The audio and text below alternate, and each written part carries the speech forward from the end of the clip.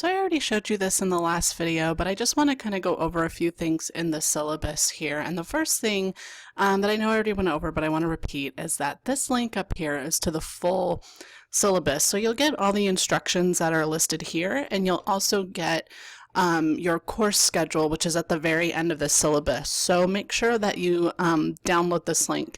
It's good to have a paper copy if you have access to a printer, but if not, you definitely at least want to download this to your computer. Excuse me. So what I want to go through in this video is just kind of some of the kind of basics that I really kind of want you to get down right now. I'm going to go ahead and scroll down. I'm going to skip the course description and learning outcomes. I think you can read those on your own time. But I just want to kind of go over these kind of couple things. And the first one is contacting me. The email is really the best way to get in touch with me. I have an office phone, so my office hours are 10 to 11 a.m. on Tuesdays and Thursdays. So if you need to talk to me one-on-one and can't come to my office, you can try my office phone. However, email is usually best. The later in the day you email me, the less likely you are to get a response in the same day. And I definitely don't respond to emails sent to me after 9 p.m. until the following day. And so also, if you're not regularly on campus, some of you are, but if you're not, we can talk about using the collaboration tools that I talked about on the home page. If you need to talk to me and maybe what you need to talk to me about is too complicated to handle over email. The other thing that I want to go over real quick is these methods of instruction and assessment. Since this is an online class, self-sufficiency is going to be really important here. It's going to be very important for you to be able to track your work, to be able to kind of keep track of the course schedule, make sure you're completing everything on time. But I just kind of want to go over some of the things here. And the first is your lecture video. So every week, the first week you don't have any lecture videos to watch. This week is just going to be reading from your textbook and a very simple discussion activity, kind of introducing yourself to the class. But lecture videos are always found in the Canvas modules, and in the video on the homepage I showed you where the Canvas modules are. Each lecture video ranges from about 10 to 15 minutes, and they are all required. The lecture videos are going to be listed in your course schedule according to the week that you'll watch them. And there's no real set due date for watching these, but you're going to be required to cite them in your discussion activities and journals, so you want to make sure that you have them completed before you do those two assignments. And I do recommend that you watch them in the order that they're listed in the syllabus. One weekly assignment that you're going to have in this course, they're called discussion activities. So basically each week, by every Thursday at midnight, you're going to have a discussion activity due. And the reason I call them activities and not like a discussion forum is because they're always going to require some online research, some work online that you're going to have to do before you post to the discussion. And so every week it's basically the same requirements. You're going to write your discussion post, you're going to respond to two of your classmates, and those need both your posts and your responses to your peers need to be completed by Thursday at 11:59 p.m. and they're each worth 50 points. Every Friday, you're also going to have online journals. And this is almost every week. The only weeks that you won't have them are on weeks where you have, say, like the midterm, which I'll talk about in a minute. So you're going to be required to write a journal entry on the week's content. And so basically a journal is just a deep reflection on your thoughts about the lectures, the discussion, the reading, other content that we've covered in class. And so basically you have a lot of options here. You can think about maybe something you're still not understanding or something you're not sure you agree with, just so long as you're focusing on the larger themes of the course.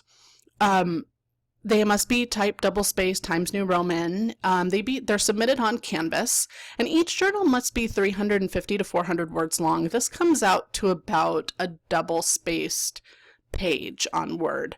And please don't go over 5. If some of you who like to write a lot, please don't go over 500 words for these. They're submitted on Canvas, and they're due every Friday by 11:59, with a few exceptions. And one note on online journals, I only accept Word documents, so make sure that you're using Microsoft Word to write your journals. You're also going to have one midterm and one final exam for this class. So your midterm and your final are both going to be online. And they're going to be a combination of multiple choice, short answer, and essay questions. And so what's going to happen is 1 week before each exam, I'm going to send out a review sheet. I'm going to post it to Canvas. That's going to have some like kind of key terms and concepts that I want you to focus on. And then you're also going to have 3 sample essay questions on the review sheet. And one of those questions is actually going to end up being the question on your exam. For the midterm, you'll have, I put 50 minutes there, but it'll really be more like 60 minutes, like one class period. And the final exam, you'll have a 120-minute time limit. And you must complete the exams on time, and you will only have one attempt to complete your exam. Sometimes you can do multiple attempts on a quiz or exam or something. This one you'll have one attempt. The midterm is going to be worth 100 points, and the final exam is going to be worth 200 points. This is an online class. I really can't monitor it, so if you want to use books and notes for this, you can. However, with the time limit, you will want to be careful with that because you might run out of time. As far as reading, you have a required textbook for this course. And just to be forewarned, this is an 8-week course, and I have 8 weeks to basically introduce you to 12 weeks of material. So the reading is going to be quite heavy in this class, and please disregard that about coming to class because we don't actually meet in class. But yeah, so it's going to be, you're going to have quite a bit of reading, about 2 chapters from the textbook every week. And again, how you organize that is really up to you. The syllabus is listed in a way as kind of like a suggestion, but it really is up to you how you want to do that and how you want to kind of divvy that up, just so long as you have it done by the time it's time to complete your discussion activities in your journals. And so then finally, you have what's called online activities.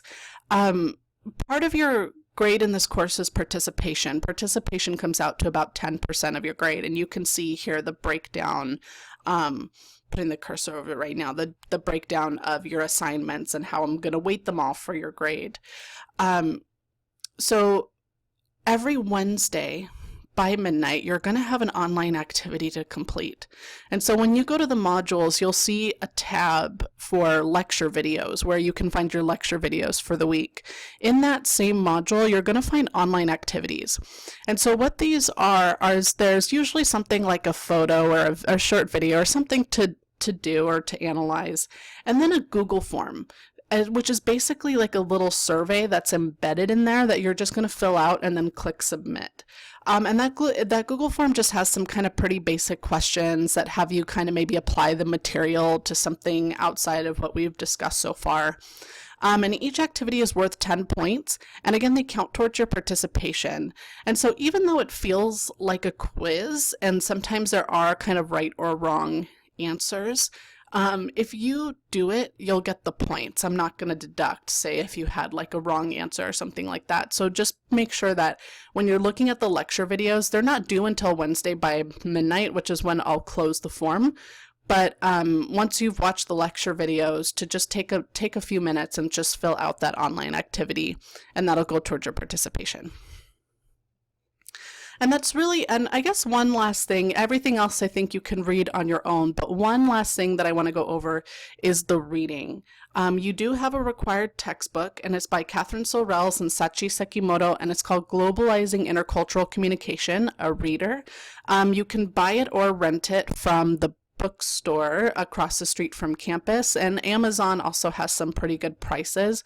If you don't have your book yet or it's on the way, the first 2 chapters of the book, which you're going to need for this week, are on Canvas. If you go to the Canvas modules and under the week 1 module, you'll see 2 links to 2 files, and the first one is going to say textbook chapter 1 and the second one is going to say textbook chapter 2.